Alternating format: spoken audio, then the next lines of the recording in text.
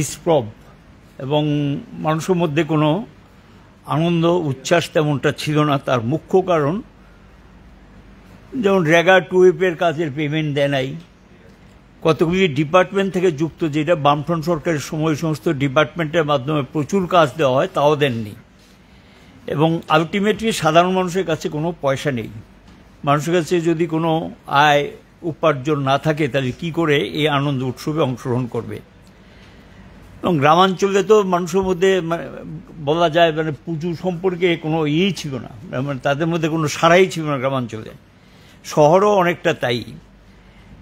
লক্ষ্য করা গেছে যে এবার দুর্গোৎসবের সময় চাঁদার জুলুমটা আগের চেয়ে অনেক বেশি বেড়েছে।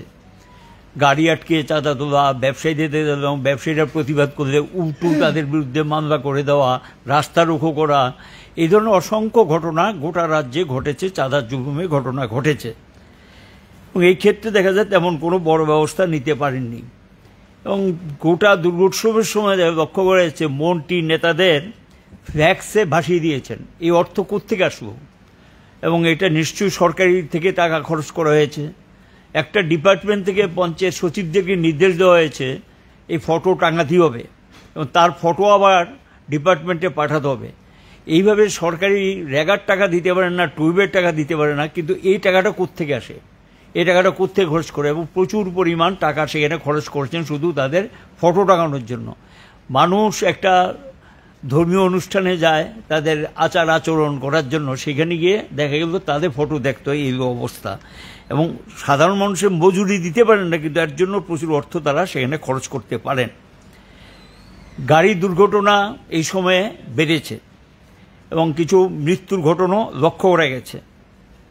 এবং সেখানে দেখা গেছে যে প্রচুর পরিমাণ অর্থ খরচ করা হয়েছে কিন্তু তার বেশি আতিশয্য যেখানে যে রাজ্যে মানুষের টুইবের পেমেন্ট দিতে পারে না, রেগার পেমেন্ট দিতে পারে না, সাধারণ মানুষের কোনো কর্মসংস্থানের সুযোগ করতে পারে না, বেকারের রাজ্য ছেয়ে গেছে, সেখানে এই ধরনের উৎসব করার আপত্তি নেই, কিন্তু করতে গেলে তো তার একটা সীমাবদ্ধ থাকবে।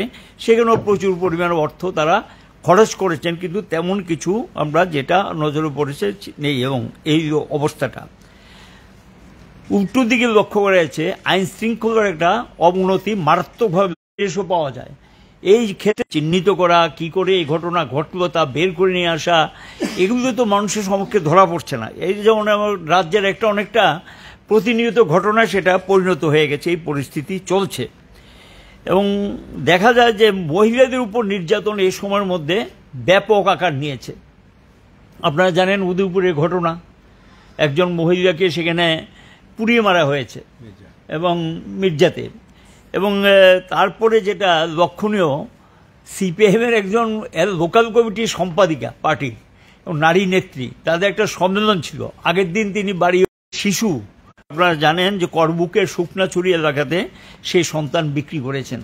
যা পরে অবশ্য সেটা তাকে উদ্ধার করে ফিরিয়ে আনা হয়েছে। কিন্তু পরিস্থিতিটা কত গভীরে, কোন জায়গায় নিয়ে গেছেন রাজ্যের পরিস্থিতি, আর্থিক সংকটটা কত গভীরে, এর থেকে এটা বোঝা যাবা বুঝতে কোনো অসুবিধা হয় না।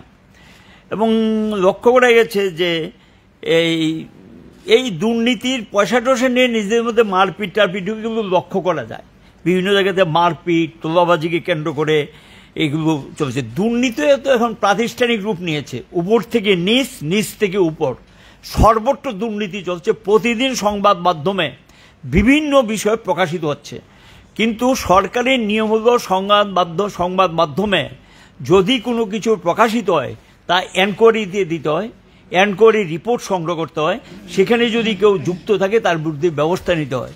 এই যে সংবাদগুলো একটার পর একটা দুর্নীতির অভিযোগ উঠছে, কয়টা ক্ষেত্রে ব্যবস্থা নিয়েছেন, কয়টা ক্ষেত্রে গ্রেপ্তার করা হয়েছে। ইভেন এই যে এএমসি আগরতলা পুর নিগমের যে 16 কোটি টাকা, এটারও তো এখন পর্যন্ত কোনো হদিশ আমরা নজরে পড়ছে না। এবং প্রকৃত অপরাধী ধরা, টাকাটাকে উদ্ধার করা, এগুলো সম্পর্কে কোনো হদিশ। এবং শুধু তাই না, অহরহ সর্বত্র প্রায় সমস্ত ডিপার্টমেন্টে এটা চলছে। এবং এগুলো সময়ে সময়ে বিভিন্নগুলো বেরোচ্ছে। আমরা বলবো এগুলো তদন্ত হোক, যারা এগুলোর সঙ্গে যুক্ত তাদেরকে চিহ্নিত করুক, ব্যবস্থা নেওয়া হোক। নেবে কিনা সেটা তাদের ব্যাপার। এবং এটা উপর থেকে নিচ যখন ছড়িয়ে যায় তখন স্বাভাবিক কারণে এটা সম্পর্কে বলার কেউ থাকে না, এই পরিস্থিতি সেখানে তৈরি হয়েছে। এডিসি এলাকা তো চলছে পাল্লা দিয়ে দুর্নীতি, তিপ্রামথা দল, এডিসি যা অর্থ যাচ্ছে সেটা নিজেদের মধ্যে ভাগ বটরা করে নিচ্ছেন। এবং সেখানে তো আরও মানে গ্রামীণ এলাকা, বিশেষ উপজাতি এলাকায় তো খুব খারাপ অবস্থা, এবং সেখানে কাজ নেই, কর্ম নেই, কিচ্ছু নেই।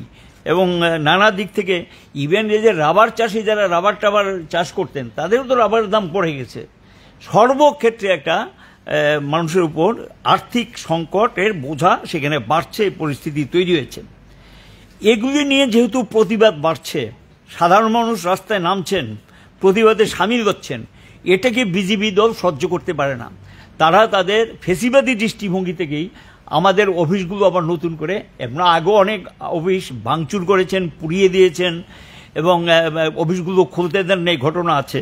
এবং সেখানে লক্ষ্য করা গেছে তারা আপনারা শুনেছেন যে কমলপুরে 4-5টা অফিস তারা ভেঙে দিয়েছেন মাঝরাতে গিয়ে। তার খোয়াইতেও একই অবস্থা করেছে, মেইন শহরের ওপর থানার কাছেই এই ধরনের ঘটনা সংঘটিত করেছেন। এদিকে প্রতাপগড়েও এই ঘটনা তারা সংঘটিত করেছেন। মথারও একটি অফিস, এই জিরানিয়া মহকুমার শান্তিনগর গ্রাম পঞ্চায়েতে একটা অফিস ছিল, সেটাও ভেঙে দিয়েছেন। এগুলোর সঙ্গে সব শাসক দল যুক্ত, শাসক দল এগুলো করছেন, এবং সেখানে কোনো শাস্তি হয় না আসামিরা। তাহলে একটা স্বীকৃত রাজনৈতিক দল তার অফিস খুলে রাখতে পারবে না, অফিস ভেঙে দেবে রাতের অন্ধকারে গিয়ে। এবং এগুলো যে তারা গত 7-8 বছর ধরে করছেন, এটা কি চলবে? এটা চলতে দেওয়া যায়? এবং গণতন্ত্রের ল্যাশমাত্র নেই, যে এটা বোঝা, গণতন্ত্রের মুখোশটা আছে, গণতন্ত্রের ল্যাশমাত্র নেই, এটাকেই বলে যে নিউ ফেসিস্ট গভর্নমেন্টের দৃষ্টিভঙ্গির বহিঃপ্রকাশ। এবং এই লাইনেই তারা সেখানে অগ্রসর হচ্ছেন। এমনকি আগরতলা শহরে থানার নাকের ডগায়, এবং দেখলাম পট্টপট্টিকেও বেরিয়েছে, তৃণমূলের একটা অফিস ছিল, এটাও তো ভাঙচুর করেছে তৃণমূলের অফিস। এবং এই হলো গিয়ে অবস্থা। অর্থাৎ যারাই বিরোধিতা করবে সরকারে বা কথা বলবে তাদের রেহাই নেই, পরিষ্কার কথা। বিরুদ্ধ কোনো মত তারা টলারেট করতে পারছেন না। সাম্প্রদায়িক সুরসুরি, একদিকে হিন্দু মুসলিম সুরসুরি বিভাজনের রাজনীতি বিজেপি করছেন, আরেকদিকে মতা জাতি উপজাতির মধ্যে একটা যে ঐক্য সম্প্রীতি, এটা রাজ্যের উন্নতি অগ্রগতির অন্যতম প্রধান শর্ত। আমাদের রাজ্যে এটা ঐতিহ্য, এবং এখানে জাতি উপজাতির মধ্যে যে ঐক্যটা, এটাকে দুর্বল করার জন্য মথা যেমন উস্কানিমূলক কথাবার্তা, উস্কানিমূলক স্লোগান এই সমস্ত দিচ্ছেন, আরেকটা দল আমরা বাঙালি এরাও লক্ষ্য করেছে কোনো কোনো জায়গাতে সেখানে পথসভা করে বা মিটিং করে ডেপুটেশনের নামে উস্কানিমূলক কথাবার্তা বলছেন। এটা আমাদের রাজ্যের শান্তি সম্প্রীতির ঐক্যের বিরোধী। আমরা এই জাতীয় সাম্প্রদায়িক শাসক দল বিজেপি যখন হিন্দু মুসলমানের বিভাজনের রাজনীতি করছেন, তীব্রমতা আরেক লাইনের রাজনীতি করছেন আইডেন্টিটি পলিটিক্সের নামে, আরেকদিকে আমরা বাঙালিও এক পথে করছেন। এগুলো আমরা মনে করি সম্ভবত এগুলি হেডকোয়ার্টার এক জায়গা থেকে পরিচালনা করেই এ রাজ্যের মানুষের সম্প্রীতি বিঘ্নিত করে মূল সমস্যা থেকে মানুষের দৃষ্টিটাকে অন্যদিকে সরিয়ে দেওয়ার জন্য এই পথ তারা বেছে নিয়েছেন, যে সাম্প্রদায়িক। এবং এখানে যা খুশি তাও, পরিস্থিতি যতই অবনতি হোক তাদের কিছু যা আসে না, এই পথটা তারা নেওয়ার চেষ্টা করছে।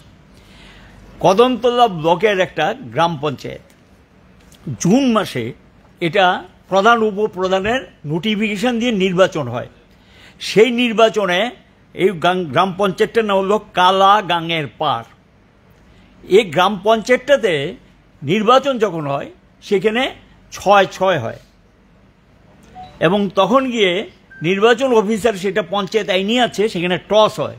টসে প্রধান এবং উপপ্রধান দুইজনই সিপিআইএমের নির্বাচিত হয়েছে। নির্বাচিত হওয়ার পর এটা নিয়ম হলো, যখন নির্বাচিত হয় সাধারণত 3 থেকে 4 দিনের মধ্যে একটা নোটিফিকেশন বের করে দেওয়া হয়। তারা যে নির্বাচিত হয়েছেন, যিনি রিটার্নিং অফিসার ছিলেন ডিস্ট্রিক্ট পঞ্চায়েত অফিসার সহ, তারা সেখানে সার্টিফিকেট দিয়ে দিয়েছেন, প্রধান ইলেক্টেড হয়েছেন, উপপ্রধান ইলেক্টেড হয়েছেন, এবং সেখানে উচ্চ পদস্থ অফিসারদের সামনেই এখানে এই ঘটনাটা হয়েছে। এবং নির্বাচিত পঞ্চায়েতে প্রধান এবং উপপ্রধান কাজ করতে গিয়ে কাজ করতে পারছেন না, তাদেরকে কাজ করতে দিচ্ছেন না। এই সম্পর্কে আমাদের বিরোধী দল নেতা সচিবের সঙ্গে, পঞ্চায়েত দপ্তরের সচিবের সঙ্গে কথা বলেছে, কেন আপনারা নোটিফিকেশন করছেন না। আমি ব্যক্তিগতভাবেও যেহেতু একটা সময় পঞ্চায়েত ডিপার্টমেন্টের সঙ্গে যুক্ত ছিলাম, এগুলি আইন টাইন সম্পর্কে কম বেশি একটা ধারণা আছে, আমি ডাইরেক্টরকেও জিজ্ঞাসা করেছিলাম কেন এটা কারণ আমরা দেখছি এটা বের দেখার তো কিচ্ছু নেই, ইলেক্টেড হয়ে গেছে, সার্টিফিকেট চলে এসছে, এটা কিচ্ছু না, একটা গ্যাজেট নোটিফিকেশন করা, কাজ শুরু করা। গত জুন মাসের পর ওই গ্রাম পঞ্চায়েতে কোনো রেগার কাজ, কোনো প্রকার কাজ, কোনো সরকারি অর্থ খরচ হয়নি। আর মজার ঘটনা হলো সেই প্রধান উপপ্রধানকে কিন্তু আবার এখানে আগরতলাতে একটা সেমিনার হয়েছিল, তাদেরকে চিঠি দিয়ে আবার ডেকেছেন, তারা এসেছে, সরকারি নিয়ম অনুযায়ী এসছে। আর এই বিজ্ঞপ্তিটা এটা গিয়ে আমরা বললাম এখন অক্টোবর মাস, নির্বাচিত হয়েছে জুন মাসে, তাহলে এখানকার মানুষগুলো কি অপরাধ করেছে? এটারই প্রতিবাদে বিভিন্ন স্তরে বিডিও কাছে ডেপুটেশন দিয়েছেন, ডিএম এর কাছে দিয়েছেন, এসডিএম এর কাছে দিয়েছেন উত্তর জেলার, তারপরও কিন্তু সেখানে গিয়ে কোনো প্রকার ব্যবস্থা নেয়নি। সেখানে গিয়ে তখন ওইখানকার মানুষ এবং সিপিএম সিদ্ধান্ত নিয়ে একটা তারা রাস্তা অবরোধের আন্দোলনের ঘোষণা দিয়েছেন, পুলিশকেও আগাম জানিয়েছেন। এখানে গিয়েও বিজেপি একটা হামলা হুজ্জুতি তৈরি করার চেষ্টা করেছিলেন। শেষ পর্যন্ত এসডিএম যদিও বলেছে যে আগামী 7 দিনের মধ্যে যারা রাস্তায় বসেছিল তাদেরকে গ্রেপ্তার করেছিলেন, এবং তারপরে এখানে একটা প্ররোচনামূলক অবস্থা তৈরি করার জন্য বিজেপি সেখানে চেষ্টা করেছিল, এবং সেখানে গিয়ে এসডিএম বলেছেন যে তিনি কাজ করার সুযোগ আমরা চাইব, খুব দ্রুততার সঙ্গে পঞ্চায়েতে যারা আছে তাদেরকে কাজ করার সুযোগ করে দিই। এসআরআই এটা নিয়ে আমাদের নরেশবাবু আছে, তিনি বলবে, আমি আর এটাতে যাচ্ছি না, এবং অন্যরা আছে তারাও বলবে এসআরআই নিয়ে, আর সরি এসআইআর নিয়ে বলবেন। এখানে আমি একটা বিষয় আপনাদের দৃষ্টিতে নিচ্ছি, যেটা গতকাল একটা অনুষ্ঠান, একটা বিয়ে বাড়িতে, সেটা হলো জিরানিয়া মহকুমার সচিননগর গ্রাম পঞ্চায়েতে, এখানে এই কালী চৌমুনি বলে, এটা মান্দাইয়ের পাশেই, একেবারে মান্দাইয়ের পাশেই। ওখানে একটা নিমন্ত্রণ ছিল বিয়ে বাড়িতে, আমারই খুব পরিচিত, তারা মারাত্মকভাবে মানে অনুরোধ করেছিল যাওয়ার জন্য। আমি এবং আমার স্ত্রী দুপুরবেলায় এখান থেকে রওনা হই 12টা নাগাদ। 1:15 সাড়ে 12টা 1:15টার মধ্যে গিয়ে জিরানিয়া এসডিএম অফিসে যাওয়ার পর সামনে একদম জিরানিয়া বাজার সঙ্গে থানা থেকে হবে 150 মিটার, আর বাজারের উপরেই এটা, হঠাৎ করে একটা খুব দামি গাড়ি কালো রঙের, এই গাড়িটা দিয়ে রাস্তার দুই দিক একদম পুরো রাস্তার অবরোধ করে দেন। অবরোধ করে দেওয়ার পর স্বাভাবিক কারণে আমার গাড়ি থামিয়ে দিতে হয়েছে। আমি যে গাড়িতে ছিলাম, আমি এবং আমার স্ত্রী, আমি তখন গেলাম কে আটকেছে, পেছনে আবার দেখলাম আর একটা বোলেরো গাড়ি দিয়ে পেছনের রাস্তাটা আটকে দেওয়া হয়েছে। জাতীয় সড়ক, এখানে এমনিতেই জাতীয় সড়কে প্রচণ্ড ভিড় হয়, দুই দিকে প্রচুর পরিমাণ গাড়ি দাঁড়িয়ে গেছে। আমি জিজ্ঞাসা কেন, আপনি এখানে যেতে পারবেন না। আমি কেন, এটা কি এই এলাকায় কি কারোর জন্য নিষিদ্ধ? আমার জন্ম এখানে, আমার বাবা এখানে এসছেন 1939 সালে, আমার বাড়ি এই মহকুমায়, আমার স্ত্রীর বাড়ি জিরানিয়া, আমি যেতে পারবো না কেন? এটা কে নিষেধাজ্ঞা জারি করেছে? এরকম তো কেউ কি আটকানো যায়? কেন আপনি যেতে পারবেন, আপনি ফিরে যেতে হবে। কেন? কারণ এখানে গেলে আপনি গেলেই লোকজন আসবে, এটা যেতে দেবো না, এখানে আপনাকে ফিরে যেতে হবে। অনেকক্ষণ তাদের সঙ্গে প্রায় 15 মিনিটের মতো তাদের সঙ্গে আমার কথা কাটাকাটি হয়েছে যে কেন আমি যেতে পারবো, আমার স্ত্রীর সঙ্গে এবং আমার সঙ্গে। এবং এ পরিচিত বিজেপির এই লোক, এরা সবাই 7-8 জনের মতো ছিলেন, তারা রাস্তা থেকে গাড়িটা সরাচ্ছেন না। পাশে পুলিশ দাঁড়িয়ে আছে, কয়েকজন পুলিশ, সংখ্যায় বেশি না, তারা কি ট্রাফিক ডিউটি করতো না কি ব্যাপার আমি সেটা বলতে পারবো না, দাঁড়িয়েছিল। এবং এদিকে প্রচুর গাড়ি দাঁড়িয়ে গেছে। এই পরিস্থিতির মধ্যে তখন গিয়ে যাত্রী সাধারণ অসুবিধা হচ্ছে, মানুষও ভিড় করেছে। আমি তখন এই পরিস্থিতিতে শেষ পর্যন্ত কি করবো, আর এখানে গিয়ে তো আর এদের সঙ্গে মারামারি করা তো আমাদের পথ না, এটা আমরা বিশ্বাসও করি না।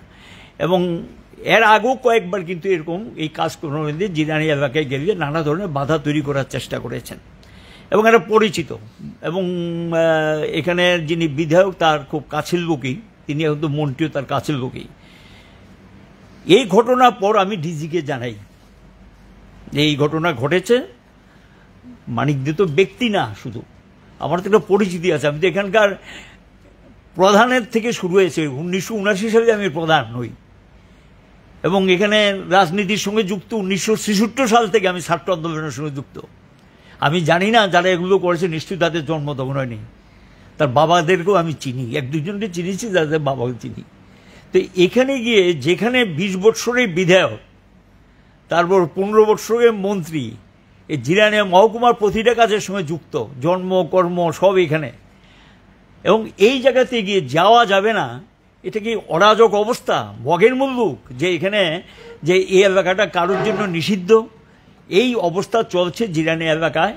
অফিসটা তো জানেন আপনারা বহুবার ভাঙচুর হয়েছে, বহু কমরেড আমাদের আক্রান্ত হয়েছে, বহু নেতা আক্রান্ত হয়েছে, বহু বাড়িঘর লুটপাট হয়েছে। এই ঘটনা নির্বাচনের পর থেকেই চলছে। গোটা মহকুমায় একটা অফিস ছাড়া কোনো অফিস খোলা নেই, অফিসগুলো খুলতে দেয় না, এই পরিস্থিতি চলছে। এবং এই যে অবস্থাটা চলছে, এই অবস্থা সম্পর্কে যেটা চলছে, আমি কালকে শেষ পর্যন্ত মন্ত্রীর দৃষ্টিতে নিই ঘটনাটা। ওনার সঙ্গে এমনিতে আমার কোনো কথাবার্তা সাধারণত হয় না বা হয়নি। ওই এলাকার বিধায়ক যিনি, তার দৃষ্টিতে আমি নিই।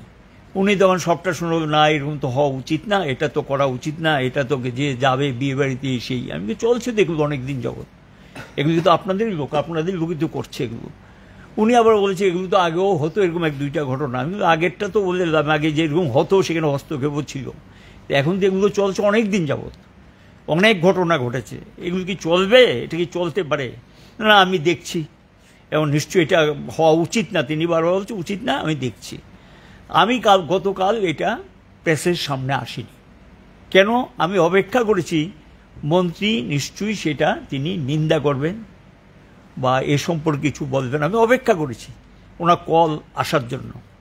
আমি দেখলাম যে আজ এখন পর্যন্ত ওনার দিক থেকে উনি কি ব্যবস্থা নিয়েছেন বা কি বলেছেন, এটা কিছু তো বলবে। উনি বলছে আমি দেখছি ব্যাপারটা, এবং এটা হওয়া উচিত না, এটা বলেছে।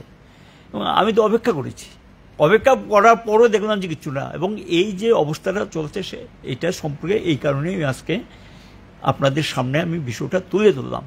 কি সিদ্ধান্ত হচ্ছে, সামাজিক অনুষ্ঠান, বিয়ে বাড়িতে যেতে পারবো না, কেউ মারা গেলে যাবে। এবং আরেকটা ঘটনা ঘটেছিল বৎসর 4 আগে, একটা আমাদেরই খুব পুরনো কর্মী, উনি মারা গেছেন, ওনার বাড়িতে গিয়েছিলাম।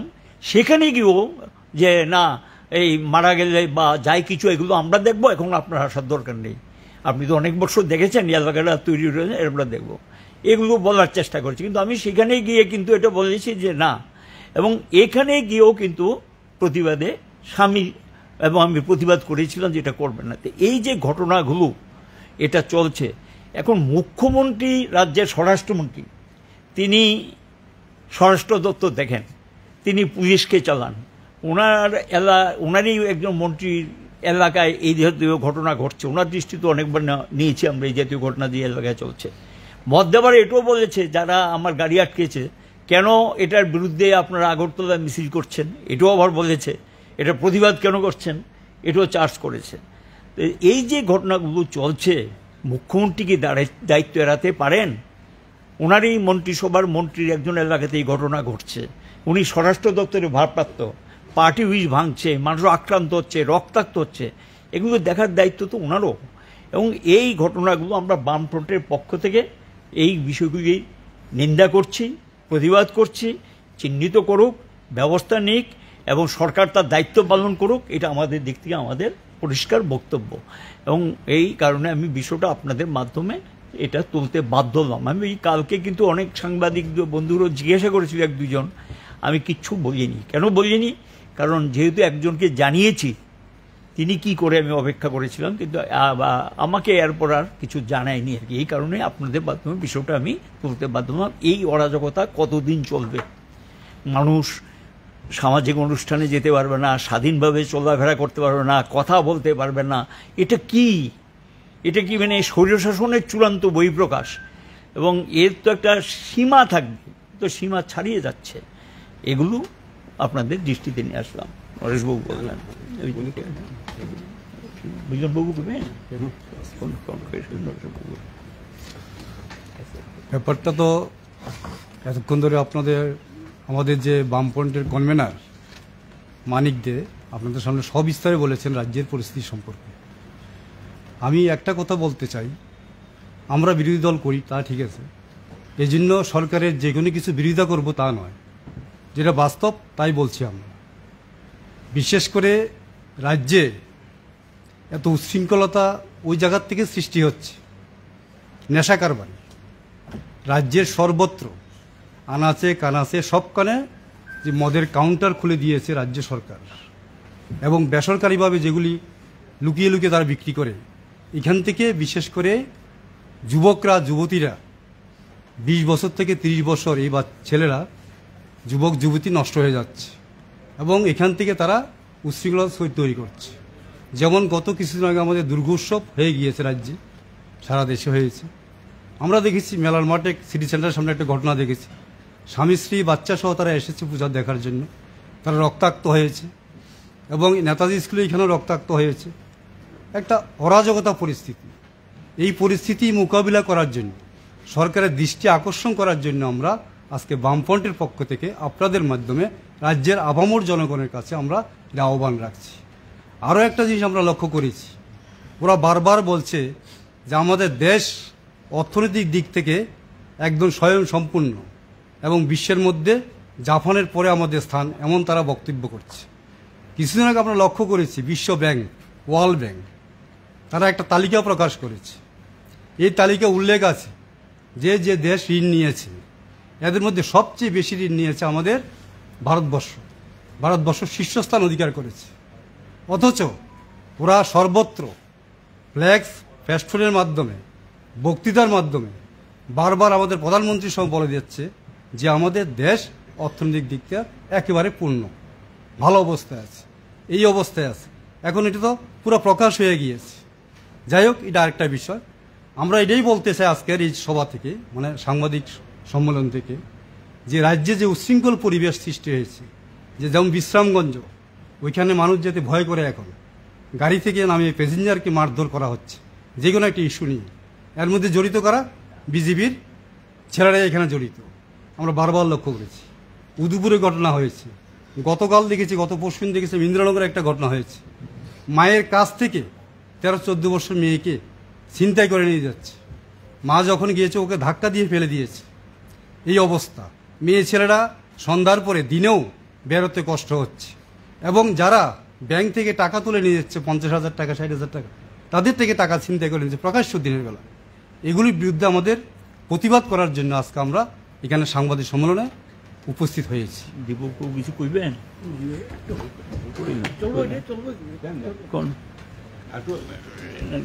সাংবাদিক বন্ধুগণ, এ রাজ্যের যে সংবাদ পরিবেশনার যে জগৎ, এই জগতের সাথে আপনারা যুক্ত। এ রাজ্যের যে বৈদ্যুতিন প্রচার মাধ্যম এবং অন্যান্য যে প্রিন্ট মিডিয়া, এগুলোর মাধ্যমে প্রতিদিনই, বিশেষ করে 2018 সনে বিজেপি আইপিএফটি জোট সরকার ক্ষমতায় হওয়ার পর এ রাজ্যে বহু বামফ্রন্ট এবং শাসক দলের যে বিরোধী, তাদের বহু অফিস, শাখা সংগঠনের অফিস জ্বালিয়ে দেওয়া হয়েছে, তছরূপ করা হয়েছে, নষ্ট করে দেওয়া হয়েছে। এই যে ধারাটা, এই ধারাটা এখনো অব্যাহত। 7 বৎসর ধরে কেন্দ্রে এবং রাজ্যে এবং রাজ্যের বিভিন্ন যে স্বায়ত্তশাসিত যে সংস্থা, এই সংস্থায় রয়েছে বিজেপির একচ্ছত্র আধিপত্য, শাসন ক্ষমতা। এবং কিভাবে তারা সেই শাসন ক্ষমতা করায়ত্ত করেছেন, এরা রাজ্যের মানুষ ভালো করেই জানেন এবং ওনারা ভালো করে জানেন। তারপরও দেখা যাচ্ছে যে গত 1 সপ্তাহে 7-7টা ঘটনা ঘটেছে বিরোধীদের অফিস ভাঙচুরের ঘটনা। 3 তারিখে ধলাই জেলার সালামার 5টি স্থানে 5টি অফিস, 5 তারিখে খোয়াই এবং 4 তারিখে সুভাষনগর এবং সর্বশেষ 7 তারিখে টিএমসির যে অফিস। এতে প্রমাণিত হচ্ছে কি যে এরা গণতান্ত্রিক বাতাবরণ রাজ্যে রক্ষা করতে এই সরকার ব্যর্থ। শুনেছেন আমাদের বামফ্রন্টের আহ্বায়কের মুখে থেকে যে মানুষ সামাজিক অনুষ্ঠানে সামাজিকতা করতে পারবে না, এতে প্রতিবন্ধকতা তৈরি করা, কোন সুশাসনের নমুনা? মুখে সরকারের পদস্থ কর্তা ব্যক্তিরা ঠিক রোম সাম্রাজ্যের নিরুর মতন বলে যাচ্ছেন সব কুছ ঠিক হয়, কিন্তু বাস্তবটা কি উল্টো। ঘরে মায়ের কুলে, মায়ের কাছে নাবালিকা কন্যা শান্তিতে ঘুমোতে পারছে না। বাড়িতে নাবালিকা মেয়েরা তাদের বাপ পিতামাতার অনুপস্থিতিতে নিরাপদভাবে থাকতে পারছে না। এই সমস্ত ঘটনাগুলো আমরা দেখছি যে গত 7-10 দিন ধরে নির্বিচার পত্রপত্রিকার মাধ্যমে, প্রিন্ট মিডিয়ার মাধ্যমে, ইলেকট্রনিক মিডিয়ার মাধ্যমে প্রকাশিত হচ্ছে। অথচ আমরা দেখছি যে রাজ্যের প্রশাসনিক কর্তা ব্যক্তি যারা, যিনি মুখ্যমন্ত্রী, ওনারাতে পুলিশ প্রশাসনের দায়িত্ব রয়েছে, এতে নির্বিকার সর্বত্র ক্ষেত্রে। তারপরে হচ্ছে ঘোটালা, পুরো দপ্তর, আজকের পত্রপত্রিকায় বেরিয়েছে অগ্নি নির্বাপক দপ্তরের বিরাট ঘোটালা, 60 কোটি টাকার উপরেরও ঘোটালা। কিছুদিন আগে উত্তর ত্রিপুরার বিভিন্ন দপ্তরে ঘোটালা বেরিয়েছে। বাস্তুকার, কিছুদিন আগে কুমারঘাটে বাস্তুকার নিগৃহীত হয়েছেন ঠিকাদারদের কাছে। এর কারা? পুলিশ জানে না এবং সরকারের অধিষ্ঠান যে দল তারা জানেন না এরা কারা। যদি তাদের দলে না হয় অন্য গ্রেপ্তার করা হচ্ছে না কেন, জনসম্মুখে তুলে আনা হচ্ছে না কেন যে এরা বিজেপির দুষ্কৃতিকারী নয়, এরা বিজেপির সাথে যুক্ত নয়, এরা বিজেপি বিরোধীরা, সেটা আনতে পারছেন না কেন? কাজেই এই সমস্ত বিষয়গুলিতে আমরা আমরা জনগণকে এটাই আমরা বলতে চাই বামফ্রন্টের পক্ষ থেকে, এই সর্বক্ষেত্রে রাজ্য সরকার সম্পূর্ণ ব্যর্থ। তারপরে হচ্ছে কর্মসংস্থান, অর্ধ লক্ষের বেকার। সম্প্রতি সর্বশেষ বিধানসভায় তথ্য বেরিয়েছে। কোথায় কর্মসংস্থানের ব্যবস্থা? নেশার বিরুদ্ধে বলতে নেশা বিরুদ্ধ, অথচ প্রতিদিনই দেখা যাচ্ছে যে নানা ধরনের নেশাদ্রব্য আটক হচ্ছে। এই অবস্থায় আমরা সাধারণ মানুষকে বলছি যে দিনকে দিন জঙ্গলের রাজত্ব ত্রিপুরা রাজ্যে সর্বত্র প্রসারিত হচ্ছে, অগণতান্ত্রিক কার্যকলাপ বৃদ্ধি পাচ্ছে, মানুষের স্বাধীনভাবে তার যে জীবন যাপন যে নির্বাহ করা সেই জায়গাতে প্রতিবন্ধকতা তৈরি হচ্ছে, ত্রাসের রাজত্ব কায়েম হচ্ছে। এর বিরুদ্ধে রাজ্য সরকার প্রয়োজনীয় ব্যবস্থা নিন, রাজধর্ম পালন করুন এবং জনসাধারণও রাজ্য সরকারকে নাগরিক সুরক্ষা দিতে বাধ্য করার জন্য রাস্তায় নামা ছাড়া দ্বিতীয় কোনো পথ নাই। এটাই আমরা আপনাদের মাধ্যমে রাজ্য প্রশাসনকে জানিয়ে দিতে চাই এবং পাশাপাশি রাজ্যের জনগণকেও আমরা এই সম্পর্কে অবহিত করে দিতে চাই যে রাজ্য সরকারের অবিচার অনাচারের বিরুদ্ধে আপনারা জেগে উঠুন, আপনারা প্রতিবাদ কণ্ঠ আপনারা সুরে সুর মিলান।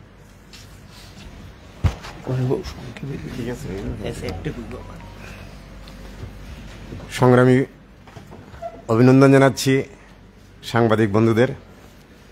আমরা এই ত্রিপুরা রাজ্যের বিজেপির শাসন 18 সাল থেকে এখন পর্যন্ত আমরা দেখছি আইন শৃঙ্খলা ত্রিপুরা রাজ্যে কিছু আছে বলে আমার মনে হয় না। সেটা আপনারা ভালো করে জানবেন। ত্রিপুরা রাজ্যের জনগণ কি অবস্থায় আছে পত্রপত্রিকায় বেরোচ্ছে, আপনারা লিখছেন, আমরা দেখছি। প্রতিদিন সংবাদ মাধ্যমে আমরা জানতে পারছি আজকে সেখানে ছিনতাই হচ্ছে, এখানে চুরি হচ্ছে, এখানে ডাকাতি হচ্ছে, রাস্তাঘাটে অ্যাক্সিডেন্ট হচ্ছে, হাসপাতালে গেলে ওষুধ নেই, ডাক্তাররা ঠিকমতো চিকিৎসা করছে না, ইত্যাদি ইত্যাদি বিষয় সারা ত্রিপুরার মানুষকে একটা ব্যতিগ্রস্ত একটা এমন অবস্থা তৈরি করেছে, আতঙ্কের মধ্যে ত্রিপুরাবাসী চলছে। আমরা তার তীব্র প্রতিবাদ জানাই। কুমারঘাটে সেদিন রণজিৎ দেববর্মা এক্সিকিউটিভ ইঞ্জিনিয়ার, ওনাকে কাজের বিষয় নিয়ে ওনার কোয়ার্টারে গিয়ে মারধর করেছে, আমরা পত্রিকাতে দেখলাম, আপনারা তো ভালোভাবেই জানেন। আরও একটা বিষয় সবচেয়ে বেশি গুরুত্বপূর্ণ হিসেবে আমাদের দেখা উচিত এবং বলা উচিত এবং সেই ব্যাপারে ত্রিপুরার জনগণ সোচ্চার হওয়া দরকার, যেটা নেশার ট্যাবলেট ইয়াভা। কাঞ্চনপুর, দামছড়া, খেদাছড়া সেদিক দিয়ে এমন হারে চলছে, পুলিশ ধরেও তাদেরকে ছেড়ে দিচ্ছে, পুলিশ কোনো ভূমিকা নিচ্ছে না। ত্রিপুরা রাজ্যের মুখ্যমন্ত্রী, স্বরাষ্ট্রমন্ত্রী, ওনাদেরকে আমরা অনেকবার জানিয়েছি, ডেপুটেশন দিয়েছি, ডেপুটেশন দেওয়া হয়েছে, কিন্তু কোনো ব্যবস্থা এখন পর্যন্ত নেওয়া হচ্ছে না। বিরোধীরা যারা কোথাও যাবে ব্যক্তিগত কাজে বা এমনিতে নিমন্ত্রণে যেতেই পারবে না, আমাদের প্রাক্তন মন্ত্রী মানিক দে উনি গতকালকে বাধাপ্রাপ্ত হয়েছেন, যেতে পারছেন না। আমরা দেখলাম ত্রিপুরা রাজ্যে ওই স্বাধীনতার পূর্বে যে ব্রিটিশ রাজ ছিল সেরূপভাবে একটা ব্যবস্থা শুরু হয়ে গেছে। এতে আমাদের সবাই মিলে তার প্রতিবাদ আমরা জানাই এবং সেই ব্যাপারে আমরা সোচ্চার হওয়ার জন্য ত্রিপুরাবাসীর প্রতি আহ্বান রাখছি। ধন্যবাদ।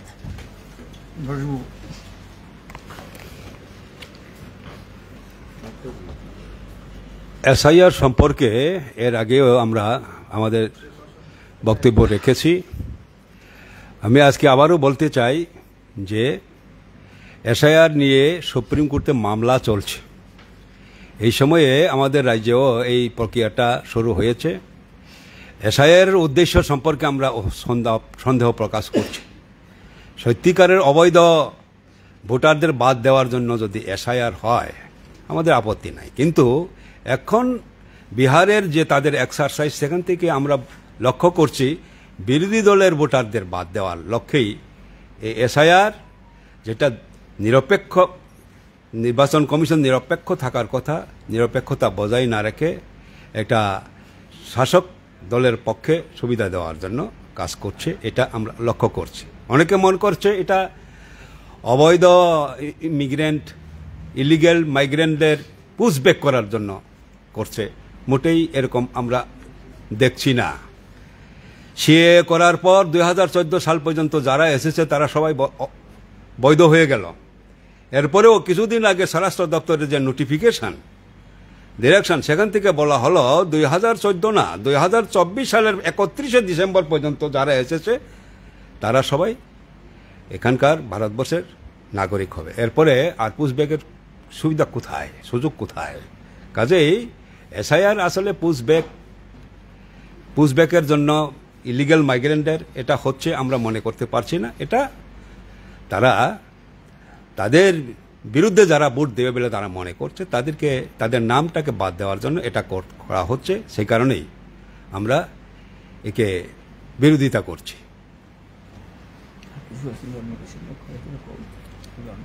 যদি আপনাদের কিছু থাকে কাছে কিছু করো, এনি কোয়েশ্চেন? হ্যাঁ, মুখে আমি ঘটনা যখন ঘটে আমি যখন ব্যাক করি তখন গিয়ে কত 100 মিটার যখন ফিরে তখনই গিয়ে ফোন করি ডিজিকে, আমি ঘটনা জানাই। এরপর অন দি ওয়ে আমি আগরতলা ফেরো অন দি ওয়ে, এরপর ওই সুশান্ত বাবুর সঙ্গে আমার কথাবার্তা হয় অন দি ওয়ে। তখন বলছেন তো যে এরকম তো আগেও হয়েছে, আগে যদি আগে তুমি অদম তাই বলি আমি উত্তম হইব না কেন, কিন্তু ওনাদের ট্রেজেডি হচ্ছে তুমি অদম তাই আমি আরো নরাদম। আগে মানে 18 পর থেকে তো অনেক ইনসিডেন্ট হয়েছে। আর বামের আমলে হয়েছে যেটা আপনি বলছেন, বামের আমলে তখন আপনি এখানে প্র্যাকটিক্যালি জানেনই না কিচ্ছু, এই জায়গার মাটি এই জায়গার লোকজন কিছুই চিনেন না, জানেনও না অনেকটা। তাই কাজেই আমি বলেছি যে এরা যারা করছে এগুলি আপনি ভালো করেই চিনেন, এরা আপনার প্রশ্রয়পুষ্ট, আমি এই শব্দটা বলেছি।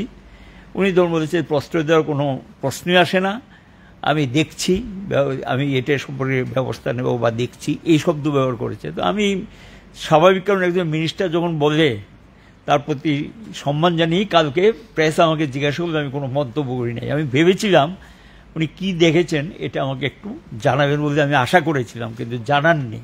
এই কারণেই আজকে ইতিমধ্যে পত্রিকায় বেরিয়ে গেছে, দুটো না কয়েকটা পত্রিকা আমি দেখলাম, আর ফেসবুকটুকুও বেরিয়ে গেছে ঘটনাটা। তো স্বাভাবিক কারণে তো চুপ থাকা যায় না, আমাকে তো জিজ্ঞাসা করলে কিছু বলতে হবে ঘটনাটা। এই কারণে আমি আজকে আপনাদের সামনে ঘটনা তুলে ধরলাম। এটা জিরানিয়াতেই রয়ে গেছে। জিরানিয়ার মানে এই 18 পরে জিরানিয়াতে যা চলছে, এই কথাগুলো যে বারবার বিভিন্ন দিক থেকে আসছে, এবং এটা কালকের ঘটনা আবারও প্রমাণ করলো ওই জায়গাতেই রয়ে গেছে, তার কোনো পরিবর্তন হচ্ছে না। এখানে এই দায়িত্ব তো এখানকার যারা নির্বাচিত প্রতিনিধি এড়াতে পারেন না, এই দায়িত্ব তো তাদের কম বেশি বহন করতে হবে।